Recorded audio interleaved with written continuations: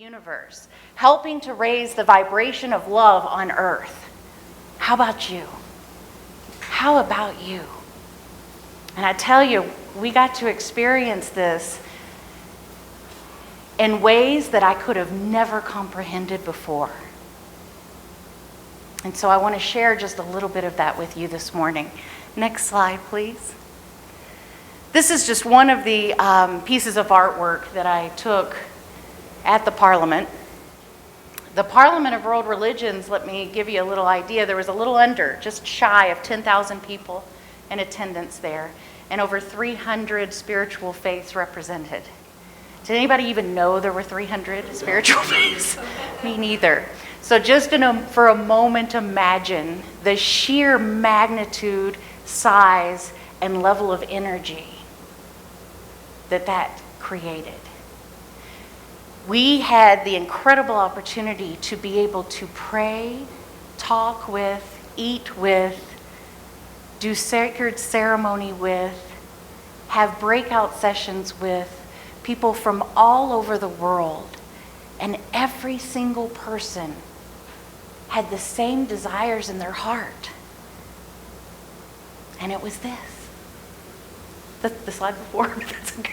It was that they were citizens of the universe, all here to raise the vibration of love. And so the next slide. So I'm just going to give you just a taste of what it was like. This just happened. This picture was just taken in the area where the registration was one day. The Salt Palace, I keep calling it the Crystal Palace. The Salt Palace in Salt Lake, we took up the whole thing, and it's huge. I don't know if it was like the size of, I don't know, what would you say, Tony, 10 of our... Yeah, I mean, where we all met together were the size of several airplane hangars, if you can imagine seating 10,000 people. But the whole conference, there was always something going on. So whether you were in a session or a breakout session or a plenary where we were all together, even during that time, there was this huge exhibit where all the different faiths and different things were represented. I just love this picture. You know, isn't it great? So we're just going to stream through it. I'm just going to talk just a little bit to give you all a little taste. This was the pre-conference day. It was all on reclaiming the heart of our humanity with women, and women's rights and women's movement and women becoming and having a greater voice in this world and being able to express. And it was just incredible because on the stage here are all the sheroes that put the event together for the day. So we'll go to the next slide. This is about halfway to 2/3 down from the stage, just a quick look of all of us together in one of the plenary sessions, just to give you a size idea and diversity idea. I have to tell you all that I wanted to take all of them home with me. I wanted to bring them all home with me. I did not want to leave, and I told them all I'm going to miss you, because when you are submerged in this experience of diversity and the tapestry of people sharing of their spirit and their souls that come from all different walks of life and all different places of the planet, it's rich. It's rich, and it created a whole brand new mental equivalent for me, which I'm going to share with you in a little bit. Next slide. This lady right here, I want to talk to you just a little bit about. She is a female rabbi who opened our plenary session with prayers. And there was something incredibly visceral that took place within me when she got on stage and began the prayers. I just had tears streaming down my face. She opened with the full Jewish prayer of shalom, and it was so beautiful and powerful. And I can say I had never heard that full prayer before, but there was something within me that was touched deeply. And this is what it takes, and this is what it's all about with reclaiming the heart of our humanity, is when we connect on that soul spirit place. Just loved her. Many of the indigenous nations were presented. They actually were a part of one of the plenary sessions. So this is just a snapshot of some of the speakers that took the stage during the week and spoke. Next slide. Next slide. Next slide. So see, I'm giving you a little taste. Next slide. love this picture. I can tell you just a little bit about this one. She spoke, and this is really cool, folks. In Africa, Europe, the Americas, she's a Lithuanian pagan priestess who reported that across northern Europe, ancient rituals are being practiced 5 times as many as 20 years ago. 5 times more people as 20 years ago. 5,000 times 5, 25,000. Sacred oak groves that had been cut down in the 1950s had started to come back, and they're rejuvenating. And she said that they're coming back from the mighty acorns and pagans that are back in the groves with ritual and ceremony.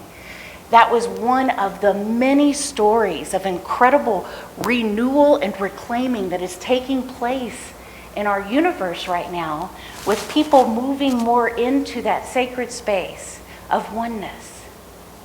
And so I'm here bringing this all to you so that we can be more aware of it, so that we can celebrate it, and so that we can reclaim it even more so in our individual lives and our lives as a community. Next slide. This lady right here is 14 years old. 14 years old.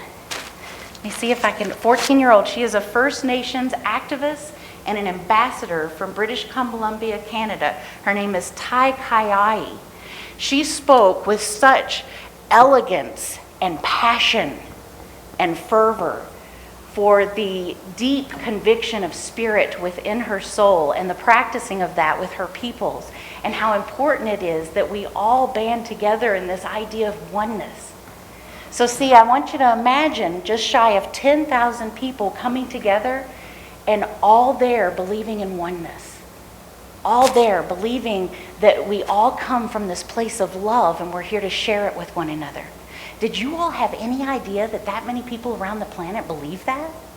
Did you? I didn't. It blew me away. I can't tell you how exciting it was to be in plenary sessions and have the speaker talk about things and having everybody clapping and going, yes, and yay. And I'm like, oh my God, I thought just me and just a small little group of people believed this stuff. That's not the case, folks.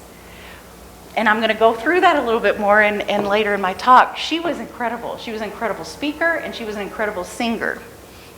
Now, what has happened is I wanted to bring a flavor of the performance that occurred on Sunday night at the Mormon Tabernacle Choir building. There was a huge interfaith service, musical presentation that took place. It was incredible. It lasted about 3.5 hours.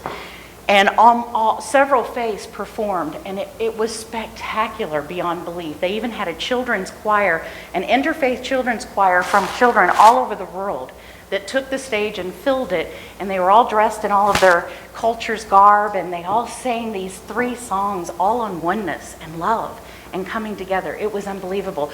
What I did was I took a few videos, and I embedded the videos in the PowerPoint, and they were all just like 30-second minute clips. That I wanted to give you a taste of the richness, of variety. This morning we didn't realize when I got here that the center's laptop doesn't have QuickTime on it, and so it won't play the videos. So I'm just showing you the pictures, but what I am going to do is I'm going to load them to our Facebook page and ask Troy to load them to our website so that I'll have him create a whole page and with links, so you can go click on them if you want to get a flavor of it, because the music and the performances were spectacular beyond belief. So I've got some pictures here. This is in the building. The Mormon Tabernacle Choir is sitting in the back. I can share with you that when the Sikhs played, and it is tradition for the Sikhs that when they present or they do anything ceremonial, we cover our heads. And so before they performed, they asked if everybody would cover their head. And it touched me like you wouldn't believe that some of the Mormon Tabernacle Choir covered their heads. I mean, the amount of love and respect that I got to witness and that took place and that I know is living and thriving in this world was just off the charts. Next slide. These are the whirling dervishes performing. Next slide. These are the Buddhist monks doing their prayer time. Next slide. And so us, as a faith, new thought known as religious science and unity and independent through agape with Reverend Dr. Michael Beckwith, we had a panel and we were represented as well. And so this is the officers of the Board of Trustees of AGNET, the Association for Global New Thought, and they spoke. So here we have our Centers for Spiritual Living spiritual leader, Dr. Ken Gordon. Then we have Dr. Roger Teal, who is the senior minister of Mile High. I unfortunately do not know this lady. She is not like in my realm, and I think her name is Reverend Jill. Is that correct, Tony? Do you know? She's the Unity senior minister of my large Unity. Correct. Yeah, she's a Unity minister. Next to her is a dear old friend of mine, Reverend Temple Hayes, who is a Unity minister in St. Pete, Florida. And of course, next to her is Reverend Michael Beckwith. So just wanted to show you that out of all of these faiths that were represented and spoke and prayed, so are we. How cool is that? It's all one. So the next slide. So what happened is the Dalai Lama was set to be one of the keynote speakers at this conference, and many of you know that not too long ago he came here for a little checkup, and the doctors told him he needed to kind of be on extended rest. So they sent him back to India and told him to cancel all of his U.S. Engagements, and so he did. So because of that, they erected a little thing for the Dalai Lama where you could put in prayers for his healing and his health and wellness. And they did, go to the next slide please. They did a sand mandala painting, and this is them beginning it. They actually started with a blank table and they drew out in prayers what the mandala was going to look like. And then they started filling it in with the colored sand. So if we'll go to the next slide, that's the finished product. That is all sand. Isn't it phenomenal? And they did this while praying. It was a very sacred ritual that took place all of the days of the conference. And at the end of the conference at 5:30 that night, they did a sacred ritual ceremony where they collected all the sand and erased the mandala. And they collected it in little bags. And so I got a bag, and I got a bag for Tony. We brought home a little bag of sand from this mandala, which I just love. Next slide, please. Okay, so now we're getting to the meat of it. Oh, is this the next slide? Great. Now we're getting to the meat of it. Now we're going to get to the meat of what I mean and what they mean, or what I think they mean about reclaiming the heart of humanity, of our humanity. And that is this. This is a picture of the Sikhs serving traditional langar. And what I mean by that is the Sikhs believe that we are one. They pray through music, song, and poetry. That is their way of life. And one of their main missions in life is, I cannot live if you are dying. So they serve in order to realize God within themselves. So their big thing is service. And to be at the conference showing up as who they are, they served langar lunch every single day to the conference attendees. All 10,000 of us. Anybody that wanted to show up got lunch every single day. And this is them serving it. And they did it via sacred ceremony. So you had to take your shoes off, you had to cover your hair, and they served their absolutely delicious cultural dishes.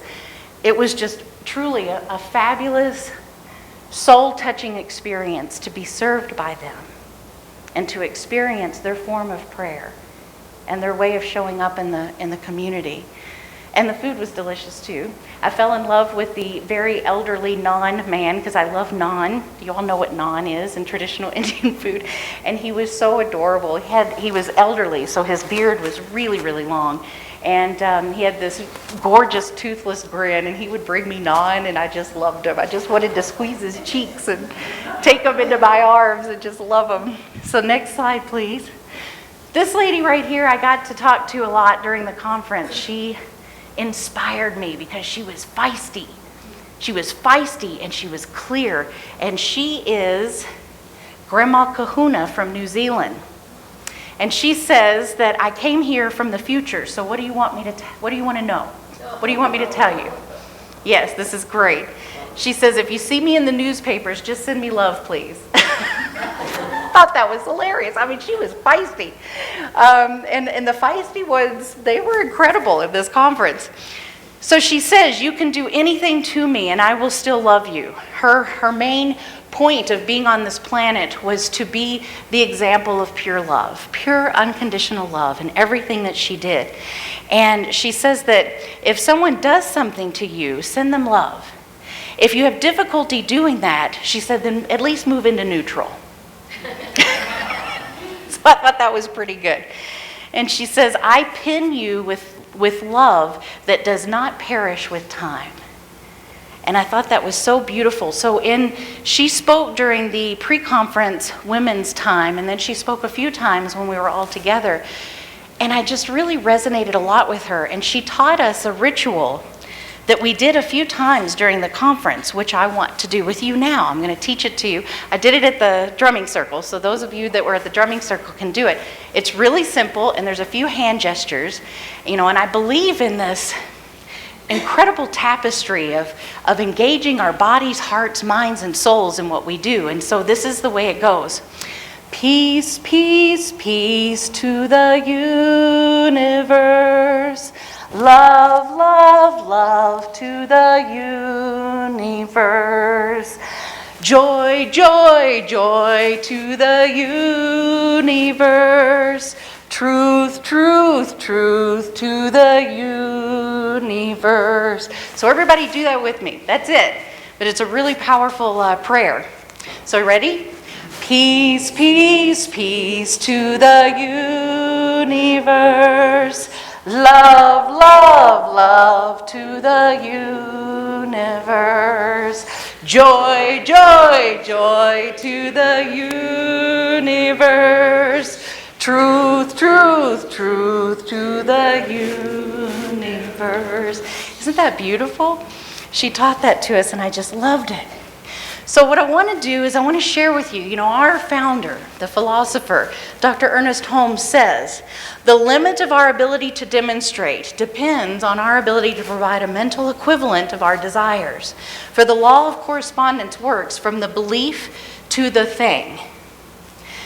By ability to demonstrate, I believe he meant that our ability to manifest something or to bring it forth into our lives comes from this experience of having a mental equivalent of what that looks like and tastes like and feels like.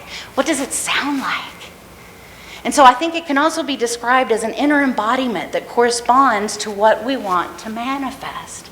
Yet if we don't have that inner mental equivalent, how do we step into that demonstration of what we want to manifest? To me, it's about being alive, awake, and aware of what it is that we're holding within our hearts and our souls as the truth, and knowing it as the truth, and knowing that we want to experience that not only for ourselves but for everyone else, then so much so that we start seeing it in others and we start experiencing it in all areas of our life. Are you with me on that? Are you following me on that? You've been there before, haven't you? I know you have. And so we start with the end in mind, and then we explore what it would be like, an inner likeness to what we want to experience on the outer. Just like with the Sikhs and what they believe. And they put it into action through their service.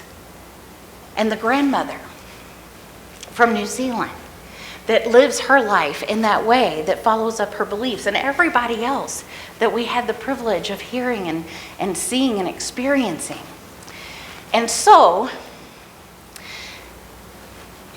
one main message that went on through this whole parliament was how religion and social justice, it is time that they got together and worked together to create the harmony and the peace and the changes in consciousness that we really need to move into in this world. And I have to tell you, as a licensed minister, when we go through training, it is absolutely bombarded to us that we cannot be political in anything that we do at all. Because you know who would come down on us, right? Unless you're some of the really large religious organizations that have been able to get away with it. So what tends to happen, and what I think has happened in the past, is religion and social justice have had kind of this big gap in between them. And it doesn't need to be that that way anymore. In order to reclaim the heart of our humanity, I believe in this new mental equivalent that I got to experience and step into last week. This mental equivalent that shows this huge room that's the size of multiple airline hangars of thousands of people, all believing that we're all one. And all wanting the same thing, to be loved, to be safe, to be at peace, to be able to practice what each one of them hold in their hearts as their own faith. I got to create a brand new mental equivalent on that, and it's huge. Folks, most of the people in this world want the same thing.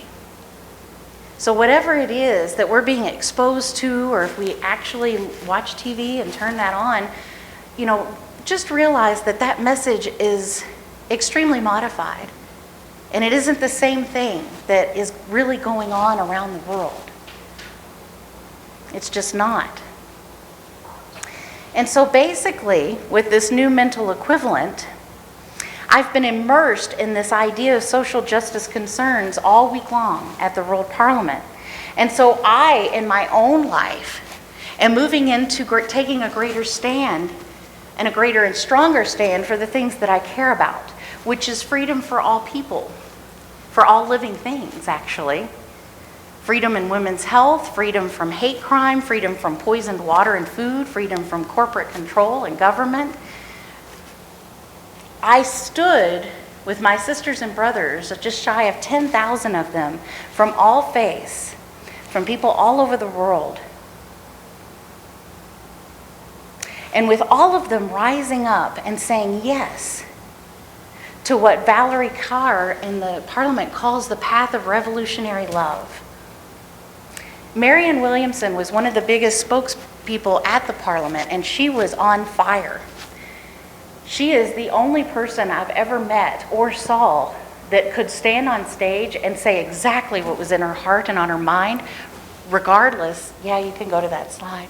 There's the slide. I have a couple. She was on fire, and she's basically saying, it's time. It's time that we reclaimed the heart of our humanity. It's time. And folks, what I mean by that, and I'll get into a little bit more of a talk about that, one of the indigenous peoples, Grandma Ayla, spoke so well of it. She says, if you aren't part of the solution, you're part of the problem. We are all miracles in action. This is all based, folks, on the premise that there is not one single life that is more important or more deserving than another on this planet, or any planet. And just imagine if everything that we did, every decision that we made, everybody that we supported, that actually believed in that we are truly all equally deserving of love and peace and clean air and water and proper health care for everyone around the planet. How many of you all are with me right now? Are you following me? Mm-hmm. Good, because I can't tell. But these people were on fire about all of this, especially Marianne Williamson. She stood on the stage and she actually called, what's that saying? She called the kettle black. She had no qualms saying that. She the very first thing she did when she got on the stage is, I am here, and I just want you to know that I know there's some religions in this room that haven't been all that kind to women. And I'm here to call you out on it. We're here reclaiming the heart of our humanity. So what's that all about, folks? And she called it out for each and every one of the topics. And I love it because it was at the very beginning of the conference, and it gave an opportunity for all of these different faiths to move into this really safe, vulnerable, sacred environment to have conversations about that, and to take down those barriers and take down those walls and dissolve everything that needs to be dissolved so that we can move in and have our being based on what it is that people really want. Everybody wants to be loved and accepted in peace. Regardless of the color of your skin, or where you live, or what faith you practice, or what gender you are, or what your sexual orientation is. What a concept, right? Is it a concept that you can hold in a mental equivalent? Is it? Is it? Yes. Can you hold that concept in your mental equivalent? Absolutely. And so I love, what's the next slide? Let's see what we've got here. Indigenous people, awesome. They had this huge medicine wheel set up outside, and you could go and get smudged by any of the elders and tribal people anytime you wanted. Next slide. I am here to change the world, and I am not alone. We all got that message very clearly this past week at the World Parliament. And the idea around this is, and I got to talking with Tony after we got home, and I love how he brought this up. This quote by JFK, what would it take to send a man to the moon and bring him home safely? Do you remember when JFK said that, or very similar to that, and what the answer was? Because this is it, folks. The answer was the will to do it. You see, what we have within ourselves is this will. This will to make the decisions that we make and to live the life that we live. So what would it take to reclaim the heart of all of humanity? It would take the will to do it, right? Because we don't really need an outline that says take this step and do this and do this and do this, because all of that comes into play and falls into place beautifully when we have the will to do it. For those of us that are old enough to remember the Berlin Wall, what happened? It came down, didn't it? This physical manifestation of ideas so very different than one another. Ideas on one side that were incredibly suppressive. And it came down. What did it take for it to come down? The will to do it, right? The mental equivalent. The evolution in consciousness that is allowing all of that to unfold. And so Dr. Reverend Michael Beckwith spoke a few times, and I had the wonderful opportunity to hang out with him quite a bit on Saturday afternoon. And we talked about our ministries. He remembered meeting and working with me in 2001 at the Ministers Conference in Nashville, and we had a blast. And let me tell you what he says, because I think it's hilarious. He says, yes, let's all talk about this idea of sustainability, because the other thing we took on in this past week, social justices and the earth, Mother Earth. And he says, let's talk about sustainability. How would that seem if you described your relationship as sustainable? Think about that for a minute. Your relationship with anybody, your loved one, your kids, anybody. If somebody says, how's that relationship going? Oh, it's sustainable. It's pretty sustainable. That's not enough, folks. That's what Michael Beckwith was saying. Is that's nice, it's a good place to start from, but it really doesn't need to be our end period, is it? What about ecstasy? What about bliss? What about thriving and flourishing?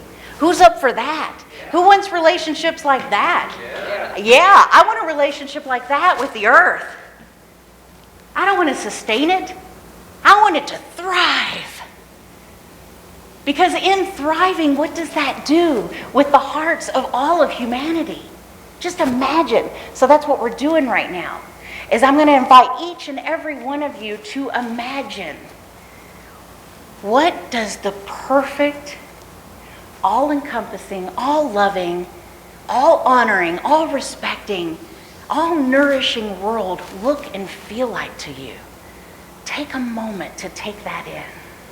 Create that mental equivalent as you yourself personally can draw it and experience it within your heart and soul. Take that in right now.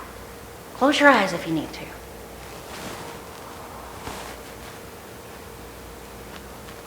Feel it. Because, folks, it starts right here with each one of us. And sustainability is a great place to start, but let's not stop there. My mental equivalent is ecstasy and bliss and thriving and off the charts. So that's what I am going to hold within my being, and that's what I am going to see and speak to and create and know for everything and everyone in this entire universe. Let's put an emphasis on creating from the divine wholeness and perfection within each one of us. And when we demonstrate from that place of connection, congruence, wholeness, there is no competition, there is no judgment, there is no hurt feelings, there is no war, there is no violence. Can you picture a world like that? Can you? Yeah, exactly. There's no need to prove anything because we're all truly connected on this basic foundation and energy that we all just want to be loved and honored and respected and seen and given the right to be who we are authentically, regardless of any circumstance, appearance, or experience. How beautiful is that? Do you all think it's beautiful? You ready? Are you ready to take this on with me in a greater way? I'm being serious. Because I've talked before, thank you. I've got 2 hands up there in the back. Thank you, baby. Because I've talked before, spirit, God, divine is not a noun, it's an action. Where do you think that action comes from? It comes from the will within each one of us to connect with the divine, know it, show up as it, and then be it in the world. And when we do that, there is no judgment. There is no violence. There is no hatred. There is no wall. It's all dissolved. It doesn't take place in our lives. Now, I'm talking big because that's where I just came from. Let's bring it down. Not down, but let's bring it smaller to our own little space and area in our life. Your very own life. Where in your very own life can you infuse with more of the divine wholeness and sanctity and sacredness that you know exists within you? And when you infuse that, all judgments go away. In our philosophy of Jesus class that we're in right now, Jesus talks about praying without ceasing. And when you pray without ceasing, that means you have to take a fast from hatred, from negativity. Where and what if in each one of our lives we took a fast from all negativity, all of it? Swear to God, I'm talking all of it. You're at Starbucks, they write your name wrong and they call your name out wrong. Bless them. And I know that's funny, right? It's a funny example, but it's true. How many things during the day catch your attention with negative energy? What if we prayed without ceasing, folks? What if we let all of that just go and saw the divine in everything, in every action, knowing that we are fully and completely supported in our wholeness at all times? Then there is no need to judge. There's no need to bring it through. One of the other beautiful experiences of many is one of the sessions was Michael Beckwith introducing Oprah's Believe miniseries. How many of you watched that this week? Some of you. Some of you might not know about it. I have a trailer that I'm going to show you in just a second on it. It's a really quick 30-second trailer. But the beautiful, beautiful thing about this session is they had brought Oprah in, Skyped Oprah in to launch this incredible miniseries that they took over 3 years filming. And it covers 6 continents. And it covers many different spiritual cultures and faiths. And it's all about what we just experienced at the World Parliament, that we're all one. All these faiths are about practicing that beautiful divinity from within, and it's to give us a snapshot, a little picture of what's going on within our world and all these beautiful people. And it was so touching. They showed the 4th segment actually in the session, and they had Burning Man in there. They had this faith called the Jains. If you've never heard of it, it's amazing. They had an indigenous girl getting ready to go through the sunrise ceremony that just recently in our country they've been allowed to practice again. And it was an incredible session. I mean, it's rock your soul, touch you to the heart, the depth of your soul. And so what we're going to do is at this session was Oprah's filmmaker and Oprah's producer and Michael Beckwith. They showed the session and then we had this incredible conversation afterwards, and it was rich. and it was exciting, and it was energy building. And so there were representatives there to sign us up, people of churches and religious leaders, because Oprah wants to get this mini-series out that she worked so hard on. She wants to get it out, so I've signed us up to show the series. So we're going to show a segment and then have, refreshments and good, rich talk and conversation after each one. Does that sound like fun, you guys? So let's see the trailer real quick. What does it mean? We're all interconnected. We're all in this together. We start questioning things. Why is it like this? Inside, we all know this, that we are all the same. To ask these questions is really the privilege of being human.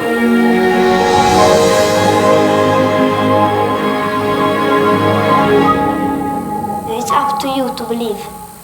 Awesome.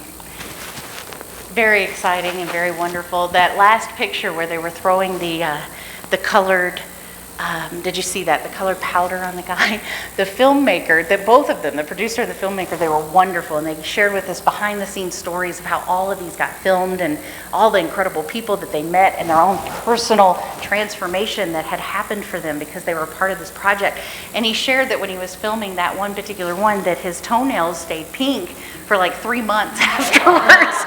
They were in there. They got in there and experienced it. And so basically, the showing of that segment and bringing it here and having rich conversation about it, that's just one other way. That's one other piece, one other part of the tapestry that makes us up into this experience of wholeness and unity.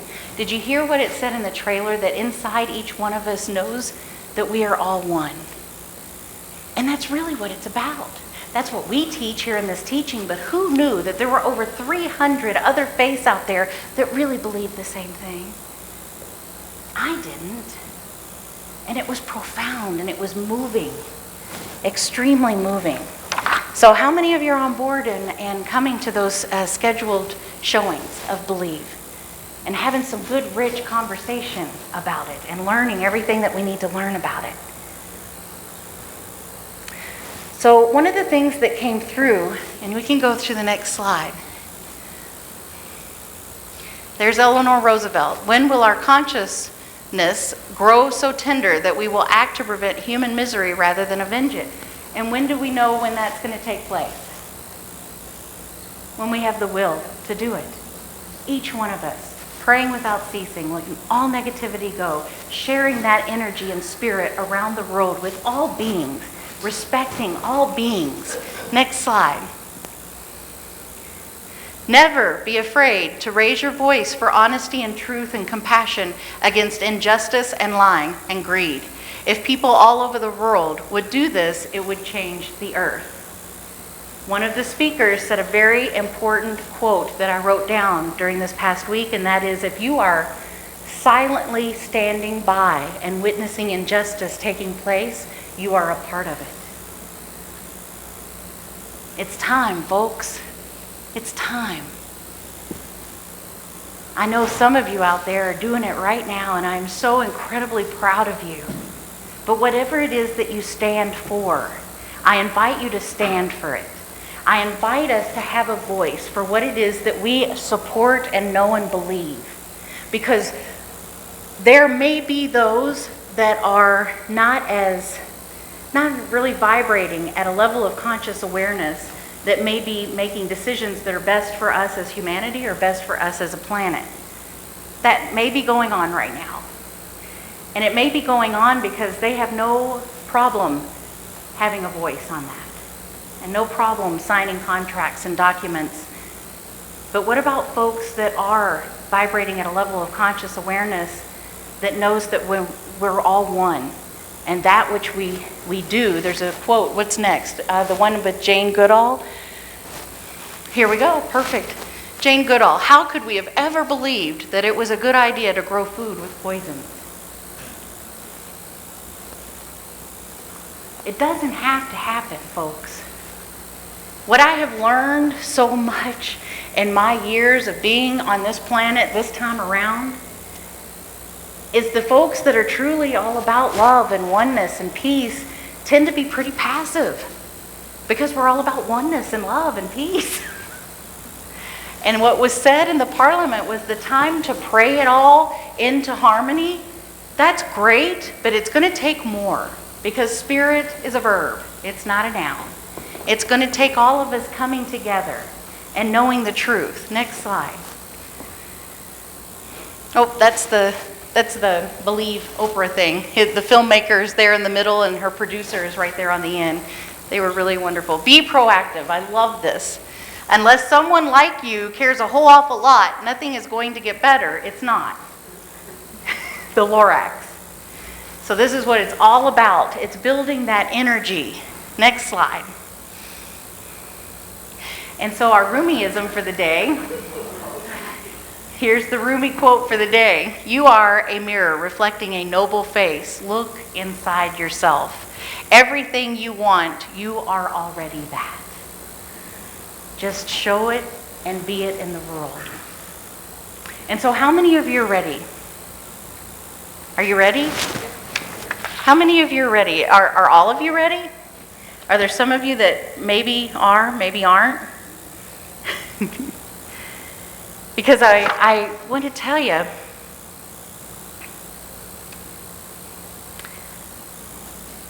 there was a Native American indigenous man that was the head of one of his tribes, and all of the speakers were amazing, and they were very outspoken, and he was truly very outspoken.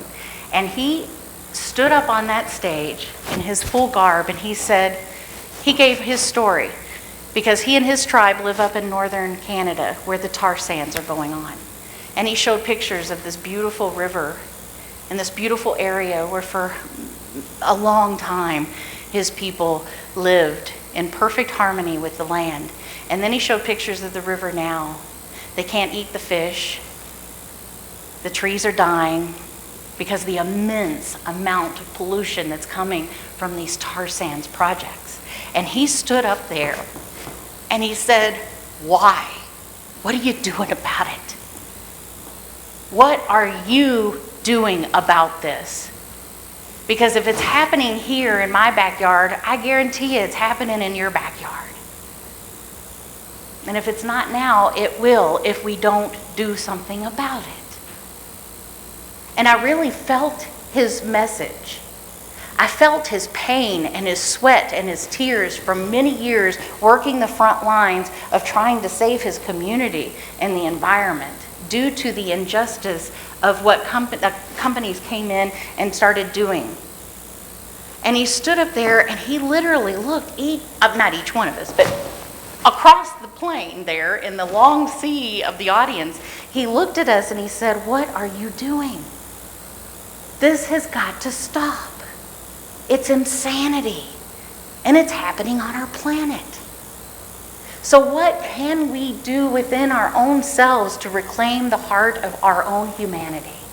And we talked a little bit about it today, but it's not going to end. I'm here to charge you with the same thing that he charged us with, and the same thing that another indigenous tribal leader did. He had us all stand up and he ordained us. He ordained us all in that moment. He ordained us as members of his tribe and brothers and sisters that walk this earth plane. He ordained us to do what is right and best in our heart for this planet every single moment of our lives. And so that's what I'm here to impart with you, taking a taste of this parliament back this morning.